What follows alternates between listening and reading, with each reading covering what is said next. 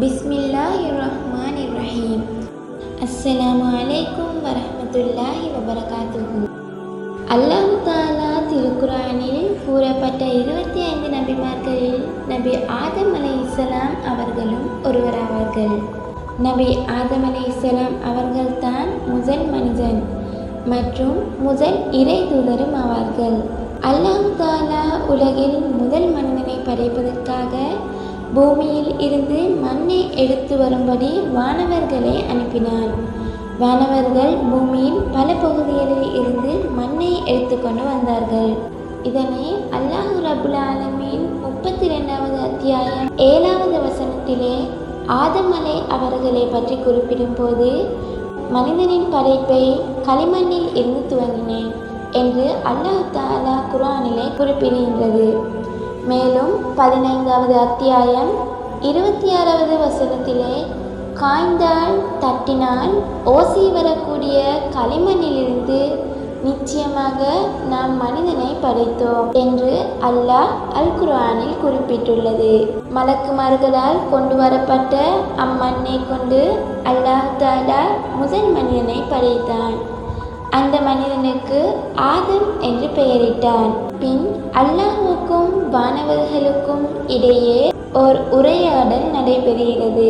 அல் குர்ஆனிலே 38வது அத்தியாயம் 71வது வசனத்தில் இருந்து 75வது வசனம் வரைக்கும் இங்கே குறிப்பிடும் போது அல்லாஹ் மலக்குகளிடம் கூறுகிறான், நான் மனிதனை களிமண்ணால் படைக்கப் போகிறேன் என்று கூறிய நேரத்திலே நான் அவரை செப்பனிட்டு அவருக்குள் என் ஆன்மாவை ஊதினால் அவருக்கு நீங்கள் சஜ்தா செய்யுங்கள் என்று அல்லாஹ் கூறினான். அந்த சமயத்தில் மலக்குகள் அனைவருமே ஆதம் அலைஹிஸ்ஸலாம் அவர்களை சஜ்தா செய்தார்கள், இப்லீஸை தவிர. அவன் கர்வம் கொண்டு அல்லாஹ்வுடைய கட்டளையை நிராகரித்து விட்டான். எனவே அல்லாஹ் கூறினான், இப்லீஸே, நான் என் கையால் படைத்ததை வணங்குவதை விட்டும் உன்னை தடுத்தது எது? அப்போது நீ ஆணவத்துடன் இருந்தீர்களா அல்லது நீ ஏற்கனவே அகந்தை கொண்டவராக இருந்தீர்களா என்று தற்பெருமையும் ஆணவமும் கொண்டிருந்த இப்லீஸை நோக்கி அல்லாஹ் தஆலா கேள்வி கேட்கிறான். இப்லீஸ், நான் நெருப்பினால் படைக்கப்பட்டவன், நான் ஏன் மண்ணால் படைக்கப்பட்டவனுக்கு சஜ்தா செய்யணும்? நான் தான் மேலானவன் என்று கூறி அல்லாஹ்வின் கட்டளையை மீறிவிட்டான். எனவே அல்லாஹ் தஆலா இப்லீஸின் மீது கடும் கோபம் கொண்டான். மேலும் அவனை சொர்க்கத்திலிருந்து வெளியேற்றி நரகத்தில் போட்டுவிட்டான். இதனால் சைத்தான் மனிதர்கள் மீது பெரும் கோபம் கொண்டு மனிதர்களை பழிவாங்கணும் என்று எண்ணம் கொண்டான்.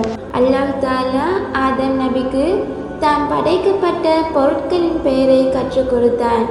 பறவைகள், விலங்குகள் என அனைத்தினதும் பெயர்களை கற்றுக் கொடுத்தான். சுவர்க்கத்தில் அனைத்து பழங்களையும் சாப்பிட அனுமதி கொடுத்தான், ஒரே ஒரு மரத்தை தவிர. அந்த மரத்தில் உள்ள கனிகளை சாப்பிடக்கூடாது என்று ஆதம் நபி அவர்களுக்கு அல்லாஹ் தஆலா கட்டளையிட்டிருந்தான். நாட்கள் சென்றது. ஆதம் நபி தன்னுடைய நேரத்தை பறவைகளுடனும் விலங்குகளிடனும் செலவிட்டு வந்தார்கள். சில வருடங்களின் பின் ஆதம் நபி தனிமையை உணர்ந்தார்கள். ஏனென்றால் அவர்களை தவிர மனிதர்கள் யாரும் இல்லை என்பதனால் தனிமையை உணர்ந்தார்கள்.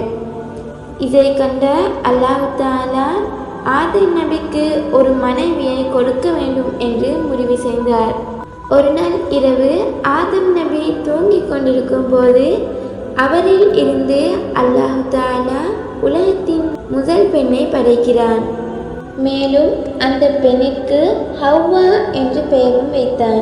இருவரும் சந்தோஷமாக சுவர்க்கத்தில் வாழ்ந்து வந்தார்கள். பல வருடங்கள் ஆகியும் சைத்தான் மனிதர்கள் மீது கோபமாகவே தான் இருந்தான். எனவே ஆதம் நபியை சுவர்க்கத்திலிருந்து வெளியேற்ற வேண்டும் என இப்லீஸ் திட்டமிட்டான். இத்தனை வருடங்கள் ஆகிவிட்டது. எனவே அல்லாஹ் தஆலா ஒரு மரத்தில் இருந்து கனியை பறிக்கக்கூடாது என்று கூறியதை மறந்திருப்பார்கள் என்று எண்ணி அந்த பழத்தை ஆதம் ஹவ்வா இருவருக்கும் எப்படியாவது சாப்பிட வைக்கணும் என்று எண்ணி உடனே சைத்தான் சுவர்க்கத்திற்கு வந்து அவ்விருவரையும் பலிகரிக்கிறான்.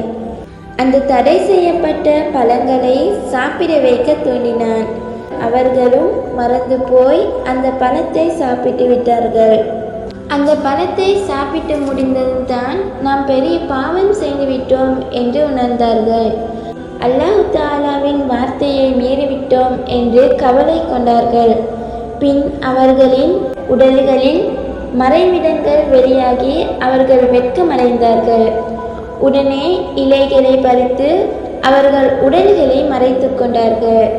இதை அறிந்த அல்லாஹ் தஆலா சுவர்க்கத்தில் இருந்து ஆதம் அலைஹிஸ்ஸலாம் அவர்களையும் ஹவ்வா அலைஹிஸ்ஸலாம் அவர்களையும் பூமிக்கு அனுப்பினார்.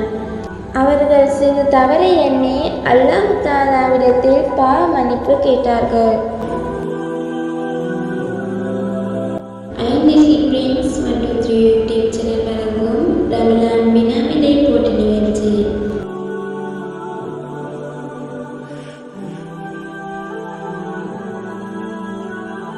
அல்லாஹ் தஆலா ஆதம் அலைஹிஸ்ஸலாம் அவர்களை படைத்து அவரை சஜ்தா செய்யுமாறு கூறியதும் அல்லாஹ்வின் பேச்சை மறுத்து யார் ஆதம் அலைஹிஸ்ஸலாம் அவர்களை சஜ்தா செய்யவில்லை.